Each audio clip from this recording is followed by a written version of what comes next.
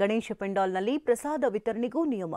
ವಿವಾದಕ್ಕೆ ಕಾರಣವಾದ ಆದೇಶ. ಈ ಎಲ್ಲ ಸುದ್ದಿಗಳನ್ನು ನೋಡೋಣ ಕರ್ನಾಟಕ ನ್ಯೂಸ್ ಟಾಪ್ 9ನಲ್ಲಿ. ಪರವಾನಗಿ ಪಡೆದವರಿಂದ ಮಾತ್ರ ಗಣೇಶ ಪೆಂಡಾಲ್ನಲ್ಲಿ ಪ್ರಸಾದ ತಯಾರಿಸುವ ಸಂಬಂಧ ರಾಜ್ಯ ಸರ್ಕಾರ ಆದೇಶಿಸಿದೆ. ಇದಕ್ಕೆ ತಿರುಗೇಟು ಕೊಟ್ಟಿರೋ ಬಿಜೆಪಿ ಸ್ಕ್ಯಾಮ್ ಸಿದ್ದರಾಮಯ್ಯನವರ ಓಲೈಕೆ ರಾಜಕಾರಣ ಪರಾಕಷ್ಟೆ ಮುಟ್ಟಿದೆ. ಗಣೇಶ ಪೆಂಡಾಲ್ನಲ್ಲಿ ದೇವರ ಪ್ರಸಾದ ತಯಾರಿಸಲು ವಿಘ್ನ ಆದೇಶ ಅಂತ ಟ್ವೀಟ್ ಮೂಲಕ ಕಿಡಿಕಾರಿದೆ.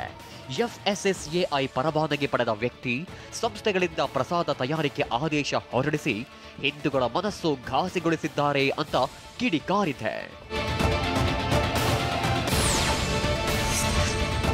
ಚಾಮರಾಜನಗರ ಜಿಲ್ಲೆ ಗುಂಡ್ಲುಪೇಟೆ ಪುರಸಭೆಯಲ್ಲಿ ಕಾಂಗ್ರೆಸ್ಗೆ ಆಡಳಿತ ಸಿಕ್ಕಿದೆ.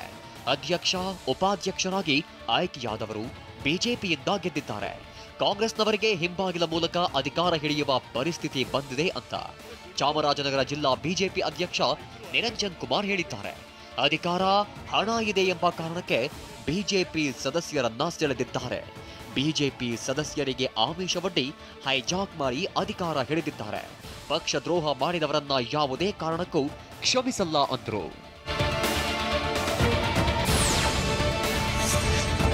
ಹಾವೇರಿ ನಗರಸಭೆಯಲ್ಲಿ ಬಹುಮತವಿದ್ದರೂ ಕಾಂಗ್ರೆಸ್ ಅಧಿಕಾರ ಕಳೆದುಕೊಂಡಿದೆ.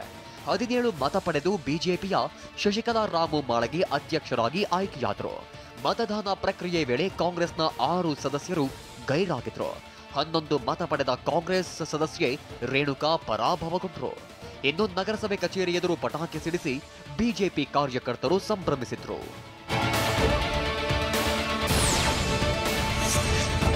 ನೆಲಮಂಗಲ ಸರ್ಕಾರಿ ಆಸ್ಪತ್ರೆ, ಹಾಸ್ಟೆಲ್ ಹಾಗೂ ಠಾಣೆಗೆ ಉಪಲೋಕಾಯುಕ್ತ ನ್ಯಾಯಮೂರ್ತಿ ಬಿ ವೀರಪ್ಪ ದಿಢೀರ್ ಭೇಟಿ ನೀಡಿ ಪರಿಶೀಲಿಸಿದ್ರು.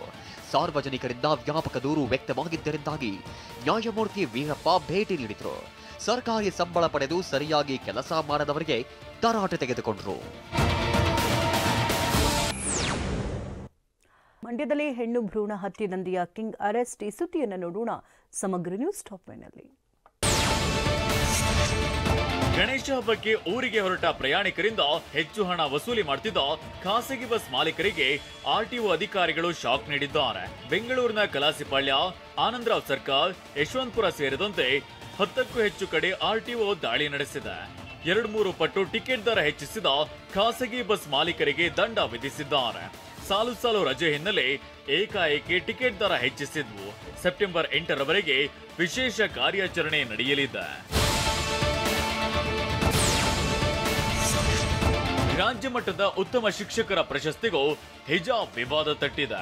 ಉಡುಪಿ ಜಿಲ್ಲೆ ಕುಂದಾಪುರದ ಸರ್ಕಾರಿ ಪದವಿ ಪೂರ್ವ ಕಾಲೇಜು ಪ್ರಿನ್ಸಿಪಾಲ್ ರಾಮಕೃಷ್ಣ ಬಿಜಿಗೆ ಪ್ರಶಸ್ತಿ ಘೋಷಣೆಯಾಗಿತ್ತು. ಆದ್ರೆ ಈ ಕುರಿತು ಹಿಜಾಬ್ ಪರ ಹೋರಾಟಗಾರರು ವಿರೋಧ ವ್ಯಕ್ತಪಡಿಸಿದ್ದಾರೆ. ಅಂದಿನ ಸರ್ಕಾರದ ಆದೇಶದಂತೆ ರಾಮಕೃಷ್ಣ ಬಿಜಿ ವಿದ್ಯಾರ್ಥಿನಿಯನ್ನ ಗೇಟ್ ಬಳಿ ತಡೆದಿದ್ರು. ಆ ಫೋಟೋ ವೈರಲ್ ಆಗಿತ್ತು. ಈಗ ಹೋರಾಟಗಾರರ ಒತ್ತಡಕ್ಕೆ ಮಣಿದ ಸರ್ಕಾರ ರಾಜ್ಯ ಪ್ರಶಸ್ತಿ ತಡೆ ಹಿಡಿದಿದೆ.